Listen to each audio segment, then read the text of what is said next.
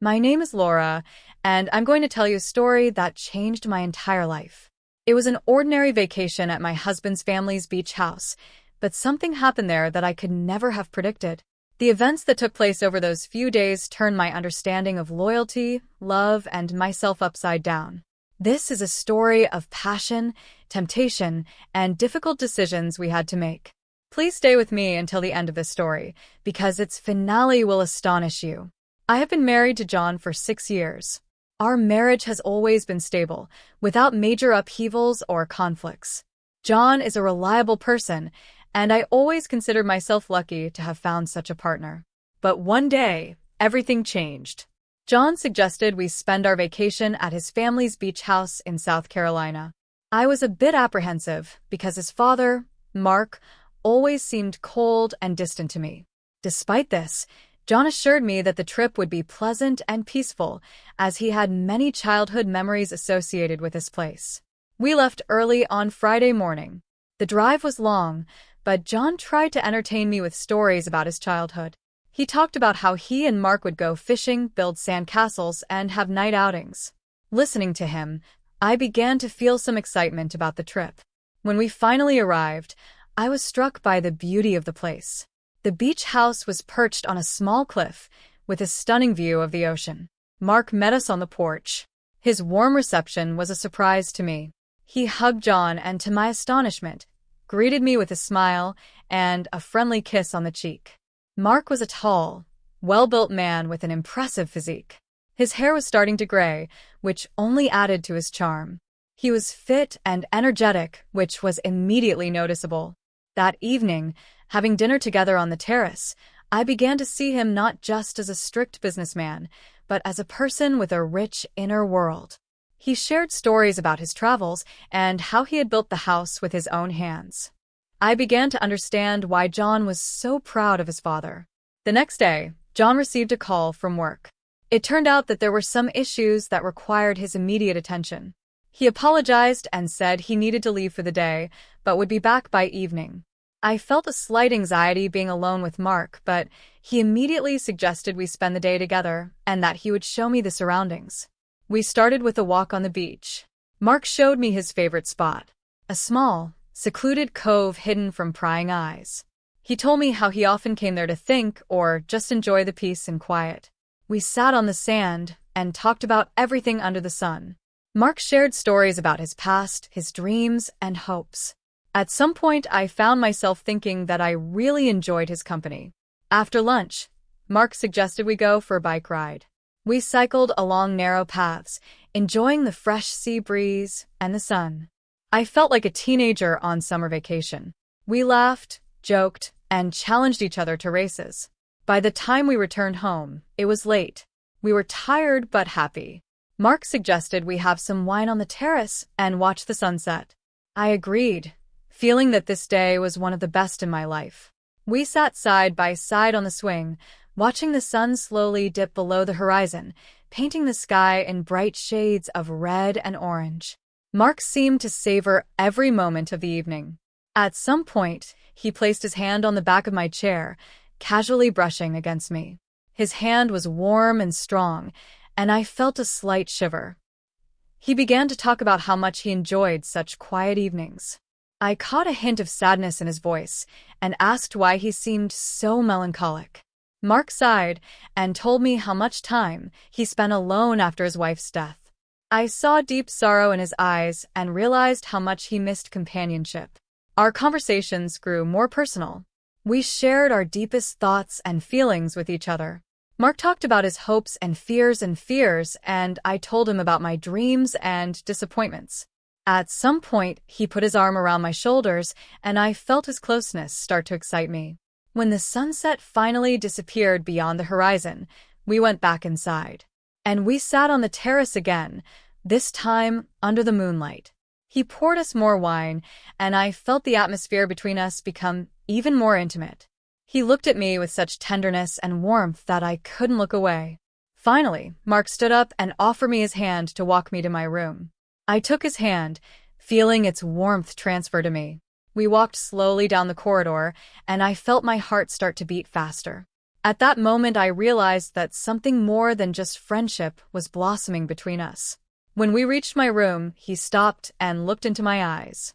"Laura, I want you to know that you are an amazing woman," he said softly. His words touched me deeply. "Thank you, Mark. I really appreciate your company too," I replied, feeling my face flush. We stood there in the corridor, seemingly for an eternity, and I felt a spark igniting between us. He slowly leaned in and gently kissed my cheek. It was so unexpected and tender that I couldn't help but smile. "Good night, Laura," he whispered, stepping back. "Good night, Mark," I replied, entering my room and closing the door behind me. My heart was still racing, and I knew that this day had changed something important in my life. I lay down in bed, unable to sleep, pondering what would come next. The next morning, after John left to handle his work matters, Mark suggested we spend another day together. He mentioned there was a great skate park nearby where we could go roller skating. I hesitated, as I wasn't very skilled at it, but Mark assured me he would teach me without any problems. I chose my favorite short skirt and a tight top that highlighted my figure. I wanted to feel confident and attractive. When I came downstairs, Mark looked at me and nodded approvingly. His eyes gleamed, and I felt a slight thrill. We arrived at the skate park, and Mark began showing me the basic movements. He was patient and caring, constantly encouraging me. Despite my efforts, I still felt unsure on the skates, and often lost my balance. Mark held my hands, keeping me steady. At one point, when I was almost gliding confidently down the path, I suddenly felt myself losing control. Mark reacted instantly and caught me in his strong arms. I found myself pressed against his chest, his face very close to mine. I looked into his eyes and saw something that made my heart beat faster. He leaned in slightly and gently kissed me.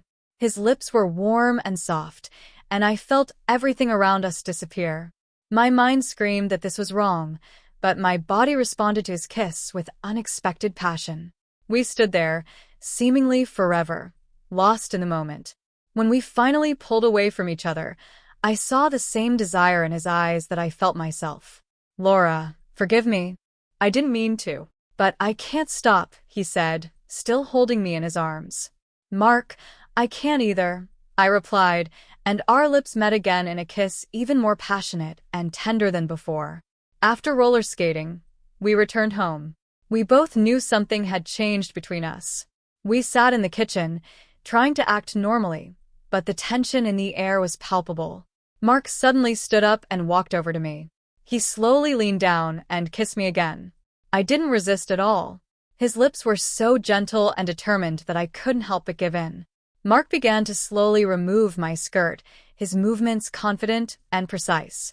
I felt his fingers glide over my skin, sending waves of goosebumps all over me. He then took off my top, leaving us both in our underwear. Mark stepped back for a moment and looked at me with such passion and admiration that I felt like the most desired woman in the world. He pulled me close and started kissing me again, slowly and deeply.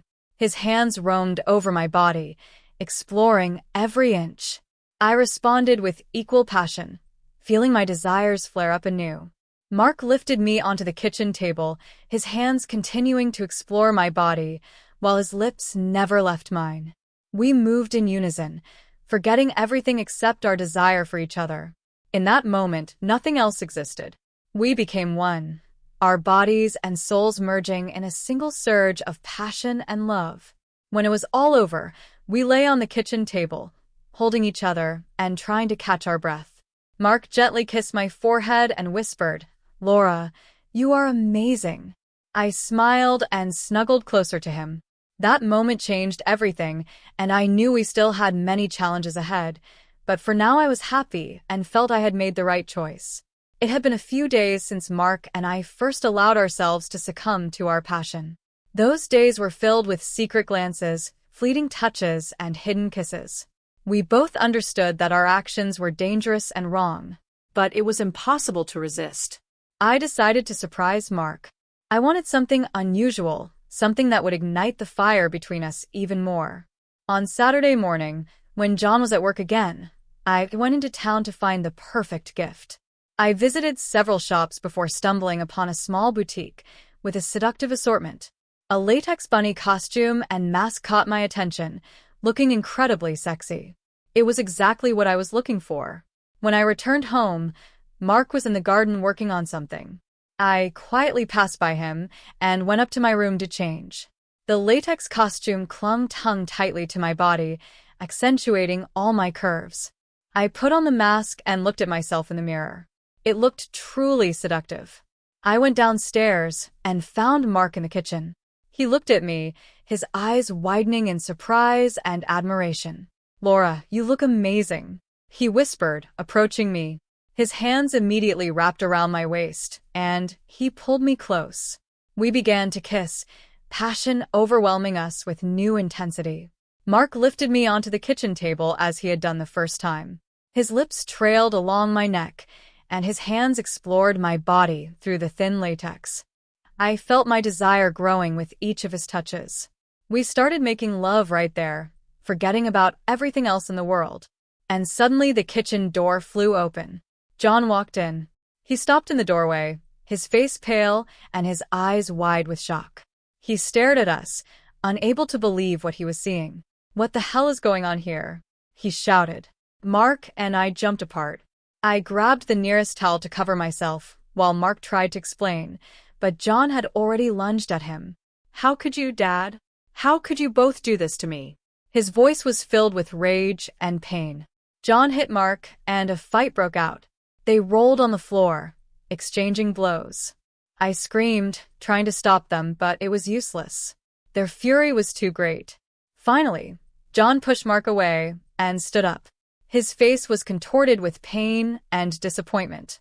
"I don't ever want to see either of you again." "Ever," he said, his voice trembling. He turned and left, leaving us in ruins. I stood there, not knowing what to do. Mark, with bruises on his face and a torn shirt, came over and hugged me. "Laura, we need to talk," he said quietly. "But not now. Give me some time." I nodded, feeling the tears streaming down my cheeks.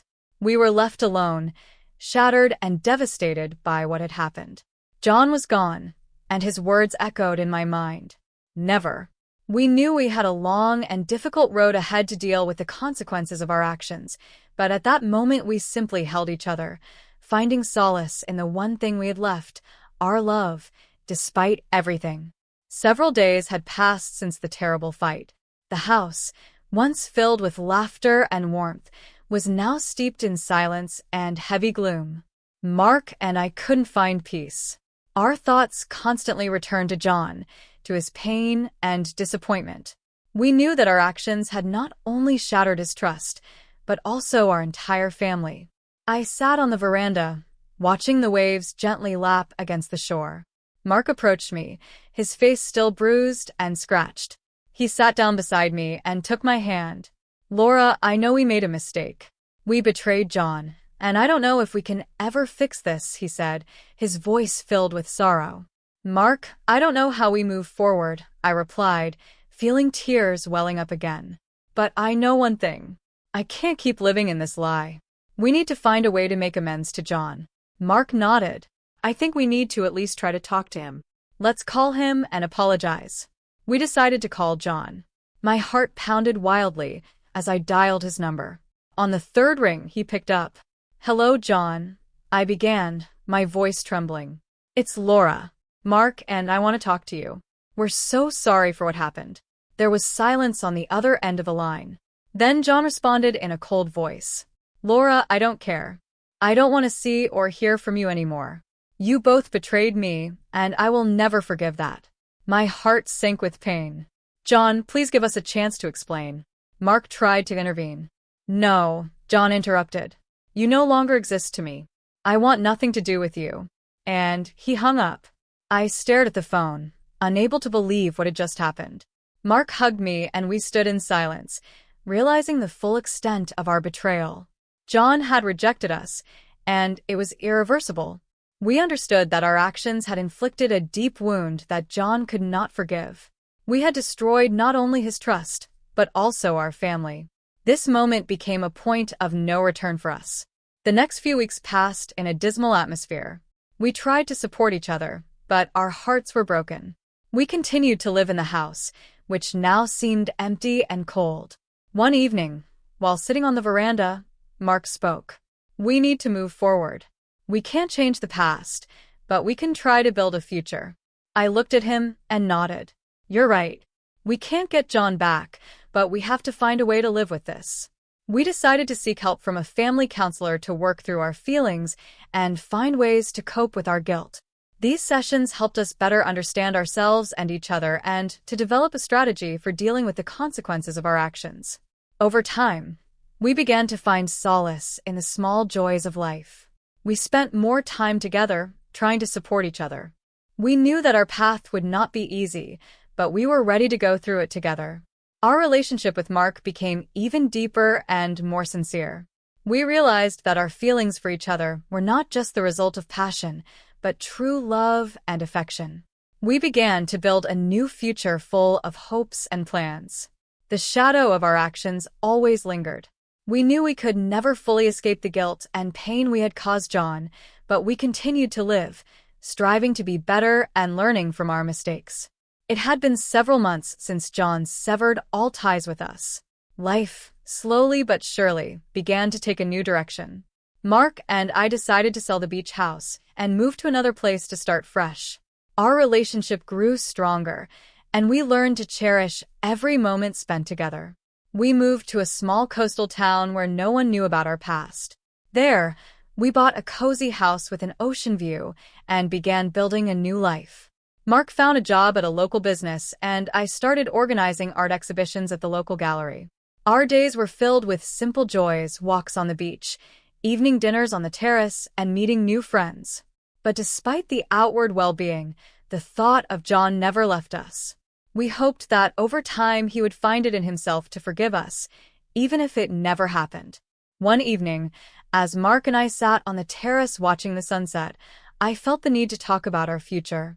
Mark, I began, we've been through a lot together. I know that our past will always be a part of us, but I believe we can find a way to live happily moving forward. He looked at me lovingly and nodded. Laura, I think so too. I want our future to be filled with happiness and love. We deserve a second chance. He hugged me and kissed my forehead. Laura, I'm happy too. I'm grateful for every day spent with you. We have built a new life, and I believe there are many happy moments ahead for us. We continued living, appreciating every moment. We understood that our mistakes would always be with us, but they did not have to define our future. We learned from them and grew stronger. Sometimes I thought about John. I hoped he had found his path and could find happiness.